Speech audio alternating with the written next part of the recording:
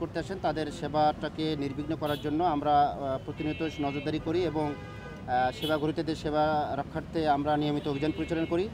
তারই ধারাবাহিকতায় আজকে আমরা বিজ্ঞ ম্যাজিস্ট্রেট র্যাব হেডকোয়ার্টার্স এবং আমরা র্যাব ২ বছিলা একটা অভিযান পরিচালনা করে আমরা কিছু লোককে আইনের আওতায় আনার নির্দেশ কার্যক্রমের ভিত্তিতে আমরা তাকে জিজ্ঞাসাবাদ করি এবং তারা বিজ্ঞ ম্যাজিস্ট্রেটের কাছে স্বীকার করে তারা মানুষেরকে হয়রানি করা এবং অতিরিক্ত অর্থ উপার্জনের বা অতিরিক্ত অর্থ আদায়ের নিরিখে মানুষকে পাসপোর্ট অফিসে ঢোকার আগেই তারা সেবা গ্রহীতা সেজে তাদেরকে হয়রানি করা এই সমস্ত কার্যক্রমের সাথে লিপ্ত ছিল।